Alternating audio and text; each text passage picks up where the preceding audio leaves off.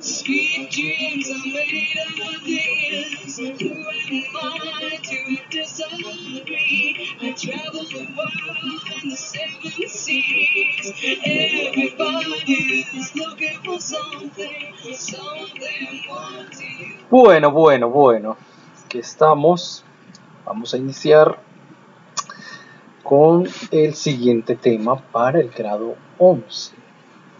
Un tema que tiene mucho de donde agarrar, mucha tela, mucha carne, y que tiene la particularidad de que nos puede servir para nuestra vida futura, porque estamos hablando de la revolución científica. Y si uno logra entender qué es la revolución científica y qué es el pensamiento científico y aplica eso a su vida, le va a ir mejor en la vida, porque sí es mejor pensar con criterio, con razonamiento lógico, que pensar de cualquier manera, ¿cierto? Entonces, empecemos. Entonces, el tema que nos corresponde es la revolución científica y lo vamos a empezar con este mapa que tenemos aquí. Con este mapa vamos a hacer una suposición. Vamos a suponer que somos estudiantes de 11, como de hecho lo somos, pero que no vivimos en Colombia, sino en España, y en el año 1500, o sea que nos regresamos 6 siglos atrás, 600 años atrás. Entonces, ¿por qué nos regresamos aquí? Para ver qué estudia un muchacho de 11 o de un grado de esos, el que sería en la época, en ese momento. Primero, hay que entender que las materias que se ven no eran las mismas. No se veía, por ejemplo, biología. La biología nace en el siglo XIX, al igual que las ciencias sociales. Las matemáticas que se ven son muy elementales, aritmética, geometría, pero unas matemáticas más avanzadas como álgebra o trigonometría pues no son tan vistas, y mucho menos estadística, que ya es un poco más compleja, ¿sí? Ética se ve porque es de la antigüedad. Entonces, ¿qué ven en sí? Ven gramática, que se les enseña a hablar latín, ven geografía, ven astronomía, y en esa es la que me quiero detener. ¿Qué ve uno en astronomía y qué ve en geografía? En geografía se les enseñaba cómo era el mundo. Para el año 1500, América llevaba 8 años de descubierta, acordémonos, 1492, y se enseñaba que esto era el mundo, que era lo conocido, Europa, aparte de Asia, Australia no se había descubierto, se conocía el norte del África, pero, ojo, en esta época va a llegar una gran explosión de descubrimientos, pero ya vamos para allá. Centrémonos entonces en cómo era el universo, cómo se le enseñaba que era el universo a un estudiante de 11. Se le enseñaba que era así. Este era el universo conocido. La Tierra estaba en el centro del universo y alrededor de ella giraban los planetas conocidos: Marte, el Sol, Venus y la Luna. Claro que esta visión es la visión de Aristóteles, es decir, esto se tenía desde los griegos. ¿Y cuándo fue que vivió Aristóteles y creyó que este era el cielo? Aristóteles, que este señor que ven aquí, uno de los grandes sabios de la antigüedad, él supuso que mirando hacia el cielo, el firmamento y el universo eran así. Porque si tú asomas la cabeza por la ventana, lo que te ves es que el sol va trazando un arco en el cielo, y lo cruza de un lado a otro, dando la sensación que el sol es el que gira alrededor de nosotros, dando una falsa sensación, ¿cierto? Porque hoy sabemos que no es así. Entonces, este era el modelo de Aristóteles, siglo III antes de Cristo. O sea que estamos hablando de 1300 años de que ustedes estuvieran aquí estudiando, porque estamos en el año 1500, ¿cierto? Pero bueno, este era en el principio el que se creía. Aristóteles pensaba en este modelo. Luego, para el año 200 a.C., vamos a tener el señor Aristarco, que era de una ciudad griega llamada Samos, y que era un hombre muy listo, súper inteligente. Para su época logró ser capaz de decir que no, señor, no es como dice Aristóteles, que la Tierra está en el centro, sino que es el Sol el que está aquí y la Tierra gira alrededor. A Aristarco le dijeron: ¿de dónde sacas eso, hombre? No, yo he medido, yo tengo mis compases, yo tengo mis cálculos, mis matemáticas básicas, muy sencillas, pero con eso logra determinar que es el Sol el que está en el centro y nosotros quienes giramos alrededor de él. No le pararon muchas bolas, la idea quedó como flotando, porque, como decía, si uno mira, se encuentra con que parece que es el Sol el que da la vuelta. Ya en el siglo II va a venir el señor Ptolomeo, un señor del que se sabe muy poco, algunos dicen que era egipcio, otros que era griego, y Ptolomeo, con los planetas que se conocían en la época, que eran 5 nomás, diseñó este sistema del universo, la Tierra en el centro del universo y los planetas conocidos, 5, girando alrededor de nosotros. Al final estaban las estrellas fijas, como puestecitas decorándonos la vista, ¿no? Entonces los planetas giraban en círculos perfectos, porque los griegos decían que el círculo es sinónimo de perfección. Para ellos era la única forma en que podían girar. Esta visión de Ptolomeo es la que van a recibir ustedes, estudiantes del año 1500. Entonces en astronomía te iban a decir que el universo era así, ¿sí?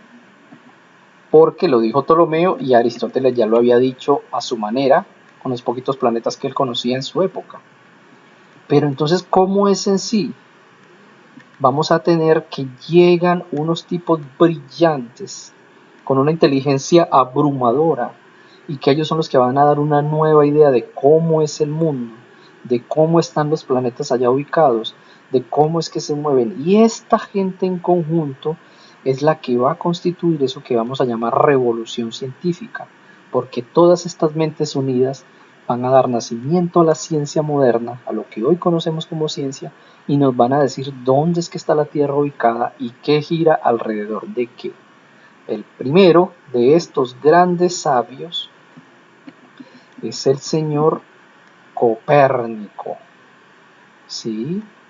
Copérnico es el que va a decir, hombre, a mí me parece que no es el Sol el que gira alrededor de la Tierra, sino al revés. Este modelo, que era el antiguo, llamado geocentrismo, porque la Tierra, el nombre bien lo dice, geo, tierra en el centro, y este helio, los griegos le decían helio al Sol, en el centro. El nuevo sistema que propone Copérnico y el antiguo que proponían los griegos y que le enseñaban a ustedes en el colegio. Pero entonces, ¿qué fue lo que pasó? ¿Por qué se le dio al señor Copérnico por decir que no era este sino este sistema? Porque va a resultar que la época en la que él vivió, que es de la que estamos hablando aquí, revolución científica, donde empiezan los conocimientos a aflorar de una manera que nunca antes habían aflorado, con Copérnico, con Newton, que lo vamos a ver ahorita, con Galileo y con Kepler, se quiebra la imagen del mundo antiguo y medieval, esta imagen que les estoy diciendo. Se quiebra todo lo que se tenía por sabido antes. Es una época que iría más o menos del año 1500 del que les estoy hablando a 200 años después, 1700. Durante esos 200 años van a vivir estas 4 mentes privilegiadas, ¿sí? Entonces la revolución científica es abandonar esta idea del universo, la de Ptolomeo, y reemplazarla, la de Ptolomeo que también era de Aristóteles, y reemplazarla por la heliocéntrica, que fue la de Copérnico. Pero ojo, eso no fue tan fácil. Eso no fue así que alguien se levantó y dijo, a mí me parece que no. ¿Por qué? Porque durante la Edad Media la Iglesia había sostenido que este era el modelo verdadero, este era el que decía la Iglesia. Y acuérdense que durante toda la Edad Media la Iglesia es la que manda la parada y dice qué se hace o qué no se hace. Entonces nadie se le podía oponer a la Iglesia. Hubo un señor que se llamaba Giordano Bruno, que se le dio por decir que este era el verdadero sistema, y a Giordano Bruno lo quemaron, lo quemó la Iglesia vivo en el año 1600, al frente de todo el mundo. Entonces, claro, si a ti se te ocurría salir con ideas científicas nuevas, ya sabías lo que te iba a pasar, lo que le pasó a Giordano Bruno. Pero entonces, ¿por qué se dio ese cambio justo en ese año? Se dio por estas características. Desde Arabia llegó el número 0. El número 0 no se conocía en Occidente, y con ese número se empezaron a hacer cálculos matemáticos mucho más precisos. El que era capaz de dominar el número 0 era capaz de imaginar y calcular grandes distancias que antes no se podían calcular. Otro invento que propició el surgimiento de la revolución científica fue la imprenta. La imprenta, como bien sabrán, es lo mismo que una máquina de imprimir libros o billetes o lo que ustedes quieran. Este invento ya existía en China, pero de forma muy básica, muy rudimentaria. Para la época, para el año 1543, el señor Gutenberg, que es este que está aquí, un alemán, hizo, tomó el invento chino e hizo unas figuritas, las letras del abecedario las hizo en metal y se ingenió todo este aparato. Estas figuritas se las organizaba de manera que formaran una página de un libro, se ponían acá en una plancha, se llenaban de tinta, se ponía la hoja y luego se prensaba y con ello se formaba una página y luego de esa página se empezaban a sacar copias. Pero ¿cómo así que el nacimiento de la imprenta? Muchachos, antes de la imprenta de este año 1543, ¿cómo se hacía un libro? Un libro se hacía a mano. Durante toda la Edad Media, es decir, 1000 años, los libros se hacían en conventos, en claustros, en castillos y los hacían monjes sobre todo. Y todo esto lo hacían a mano, con unas plumillas muy finas, pintando aquí y allá. Todo esto era escrito a mano. Entonces imagínense cuánto se demoraba para hacer un libro. Eternidades. Y un libro era una cosa costosísima por todo el trabajo que tenía. Si una persona tenía una biblioteca de 2 o 3 libros, era millonario. Tener 2 o 3 libros equivalía a tener una granja o una finca. Esto era un producto de lujo. Pero con esta llegada de este aparato, esto fue como cuando llegó Internet. Se quebró el mundo en dos porque la gente en su mayoría era analfabeta. La iglesia hablaba en latín y la Biblia, que era el libro que más le interesaba a la gente, pues no lo podían entender porque estaba en latín. Con esto, Gutenberg lo que primero llevó a la imprenta fue la Biblia. Y ya mucha gente la pudo leer y pudo sobre todo informarse. Si yo quería sacar un comunicado a la opinión, hey, va a llegar el COVID 1500, entonces imprimía un papelito de esto, llegada del COVID 1500, y lo mandaba a todos los pueblos y ya la gente se enteraba. Es decir, es el internet de la época. Esto fue un cambio brutal. ¿Y para qué sirvió esto? Para que gente como Copérnico y gente pensante leyera ideas de otros. Copérnico era gran lector y ya había leído lo que decían los griegos, pero gracias a esto, que se difunden nuevas ideas, las mentes empiezan a mover más, las mentes de los grandes pensadores, con la información. Ese es el gran poder de la información. Si la información se difunde, tendremos gente pensando, ¿sí? Bueno, la laización de la ciencia, esta no es tan importante, no la vamos a saltar, y otro gran factor que propicia la revolución científica son los grandes viajes marítimos. Acordémonos que para la época de la que estamos hablando, que ustedes estudian aquí en Madrid, tío, en España, ustedes, siendo madrileños aquí, solo conocen a América muy por encimita. Acuérdense, América se descubrió hace 8 años, 1492, y los mapas que se hacen son muy rudimentarios. Se conoce una parte por aquí, se conoce una parte por acá, pero no se sabe cómo es en realidad, ¿sí? En el año 1511, Vasco de Núñez Balboa llega aquí al Darién y conoce el Océano Pacífico. En el año 1519, Fernando de Magallanes hará la primera vuelta al mundo, saliendo de por aquí de Sevilla, encontrando el estrecho de Magallanes, pues porque le pondrán su nombre, viajando por acá, en fin, Vasco da Gama hará el descubrimiento de que África tiene fin, porque en la época se creía que África llegaba hasta el Polo Sur. Hoy nos reímos de eso, pero cuando uno no conoce las cosas, es ignorante y tiene razón su ignorancia. Entonces Vasco da Gama logró darse cuenta que África llegaba hasta aquí, Magallanes se dio cuenta que había un océano gigante, toda esa información ya circuló, los hermanos Caboto llegaron a Terranova, se supo que había una parte por acá con los hermanos Caboto, los hermanos Pinzón llegaron al Brasil, un montón de locos descubridores se apoderaron del mundo y toda esa información llegó a Europa y se dijo, hombre, el mundo es muy grande, este hijo de madre. Y así como el mundo es muy grande, ¿no será que el universo también es muy grande y estamos equivocados? Eso fue lo que dijo Copérnico. El mundo es más grande de lo que parece. Entonces el descubrimiento de América, la circunvalación de la Tierra, es decir, darnos cuenta de que la Tierra es redonda gracias a Magallanes, lleva a que nos cuestionemos, a que haya nuevas ideas y que se reevalúe lo que había dicho Aristóteles. Eso es una revolución tremenda. Entonces, Copérnico dice, bueno, el Sol para mí está en el centro, ¿sí? Así, este es el modelo que propone Copérnico y este es el modelo antiguo. ¿Cuál es la diferencia? Bueno, solamente que Los planetas se ubican de otra manera y el Sol lo tenemos en el centro. Pero aún tiene un error. Copérnico cree que los planetas circulan de forma perfecta, como creían los griegos, en círculos perfectos y armoniosos, así divinos. Y acá afuera estaban las estrellas puestecitas, o sea que en ese sentido no cambió. Entonces, ¿quién va a aportar un nuevo conocimiento a esto? Esto será el señor Kepler, que enseguida lo vamos a ver. Copérnico dice, bueno, esta es la teoría heliocéntrica, pero Kepler dice, falta algo, a mí me falta algo. Eso de que las órbitas circulen de forma perfecta, a mí no me convence. Era un tipo muy solitario, muy estudioso, de joven sufrió mucho bullying, vivió muy pobre, toda la vida vivió muy pobre y andando de aquí para allá, pero sin embargo era un cerebro tremendo y con la ayuda de las matemáticas fue capaz de establecer 3 leyes del movimiento tomando un montón de datos que ya se tenían. Había un rico que se llamaba Tycho Brahe que tenía un montón de datos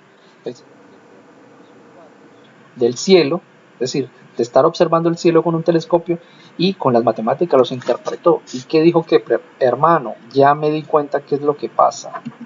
Mire y verá, yo le voy a mostrar aquí una cosa bien chévere. Mire y verá. Los planetas no se mueven en círculos perfectos, se mueven en elipsis.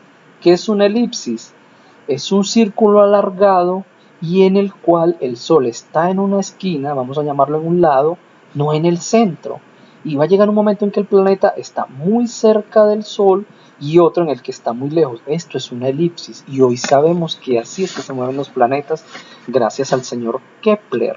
Qué brillante, solamente con las matemáticas fue capaz de hacer eso, sin ni siquiera verlo. Y hoy lo hemos comprobado con los viajes que se han hecho y con los telescopios potentes que tenemos. Un tipo realmente brillante. Y miren esto, entonces aquí vamos a ver la animación de cómo se creía, si lo vemos. A ver, sistema heliocéntrico, el de Aristóteles, el de Copérnico, ¿cierto? Y el geocéntrico, el de Aristóteles y el de Ptolomeo, el antiguo. Mire cómo tenían que enredar la pita para poder explicar cómo era que se movían los planetas. Pero eso era porque tenían muy pocas formas de ver el cielo, con los pocos instrumentos de la época y con su imaginación y con las matemáticas. Entonces, Kepler nos ayudó y nos abrió los ojos a cómo era que se movían los planetas. Entonces vamos a tener otro señor que va a apoyar ese sistema, es el señor Galileo Galilei, italiano, nacido en la ciudad de Pisa. Él dice, el sistema copernicano es el que es. Ya a él le mostraron un día un telescopio, los telescopios existían pero muy rudimentarios, se lo mostró un holandés porque los telescopios son de Holanda y él dijo, yo lo puedo mejorar. Lo miró, lo estudió, era un tipo brillante, muy cansón, le hacía bromas a los profesores, era súper fastidioso y construyó un telescopio un poco mejor que el que había mostrado y con él hizo algo que nadie había hecho, mirar hacia el cielo con el telescopio y analizar los planetas. ¿Y qué hizo? Descubrió que Júpiter tenía unas lunas alrededor, descubrió los anillos de Saturno y se dio cuenta de las manchas solares. Aparte de eso, también se dio cuenta de que en la luna había unos cráteres. Mira, aquí está la Torre de Pisa, ¿cierto? El año 1610. Galileo era amigo del Papa y lo llamó y le dijo, venga parce, venga, yo le muestro, vea, en la luna hay cráteres. Y el Papa pensaba, este está loco. A Galileo la iglesia le dijo, hermano, se calla, deja de estar diciendo esas huevonadas o le va a pasar lo que le pasó a Giordano Bruno, lo vamos a quemar, porque la verdad la tenemos nosotros. Y si Aristóteles no habló de cráteres en la luna, y si Aristóteles no dijo que había unas lunas o satélites girando alrededor de Júpiter, ese telescopio está endemoniado, ese telescopio está malo, eso no sirve. Y Galileo dijo, ay, bueno. Luego les cuento todo el proceso que tuvo Galileo porque tuvo que ir a retractarse, lo hicieron callar, la iglesia lo amenazó, se salvó de que lo quemaran porque tenía amigos poderosos. De lo contrario, hubiera terminado como el pobre Giordano Bruno. Y el cuarto de nuestros grandes cerebros es el señor Isaac Newton, un tipo supremamente particular. no le gustaba la compañía ni de hombres ni de mujeres, no gustaba de amigos, nunca tuvo novia, nunca se acostó con ninguna mujer. Algunos dicen que era un homosexual reprimido, otros dicen simplemente que era un gruñón, y todo el tiempo que no estaba con la gente compartiendo ni con amistades ni con mujeres se la pasaba estudiando. Era un tipo que le encantaban las matemáticas, tanto le encantaban las matemáticas que gracias a ellas descubrió cómo es que está compuesta la luz que vemos todos los días, la luz visible, porque hay una luz invisible. También formuló las leyes de la gravedad, que eso seguro lo han escuchado. Hay un mito por ahí, dice que le cayó una manzana, y con eso fue que él dedujo que existía una cosa que se llama gravedad, es decir, la fuerza que atrae todos los objetos hacia el centro de la Tierra. Con unas matemáticas complicadísimas que él mismo se las inventó, eh, dijo o estableció cómo sería esa ley de la gravedad. Estableció también que los cuerpos se mueven de X o Y manera en el espacio, cómo se mueve la luna, por qué suceden las mareas. Una cosa impresionante. Se dice que Newton es el cerebro más brillante que ha existido jamás y que es el hombre más inteligente que ha parido la Tierra. Afortunadamente era un huraño y guruñón y se le dio por irse encerrado allá, porque gracias a eso tuvimos un montón de conocimientos que con otra persona quizá no habríamos tenido. A Newton le debemos esto. Entonces aquí tenemos a estos grandes cerebros que vivieron entre 1500 y 1700, Galileo, que apoya a Copérnico y utiliza el telescopio para mirar el cielo y encontrar cosas que no se habían encontrado, Newton con su inteligencia sobrenatural que apoya luego, porque Newton va a nacer en el año que muere Galileo. Galileo muere en el año 1642 y en ese año nace Newton y va a continuar con el legado de él y matemáticamente va a ser capaz de demostrar que efectivamente la Tierra se está girando alrededor del Sol. Y Kepler, que también fue capaz con sus números de establecer cómo es que se mueven los planetas, es decir, de forma elíptica. Ojo con todo esto. ¿Cuál es el gran mérito de estos pensadores? Que hasta ese momento se creía que el hombre era el centro de la creación y el centro del universo. Para cualquier habitante del planeta y para un estudiante de 11 que escuchaba una clase, se le decía que todo estaba creado para nosotros, los humanos, que por eso era que los planetas giraban alrededor de la Tierra y las estrellas estaban puestas justo para que las viéramos, porque nosotros éramos lo más hermoso, lo más bonito, los seres humanos eran la cosa más maravillosa.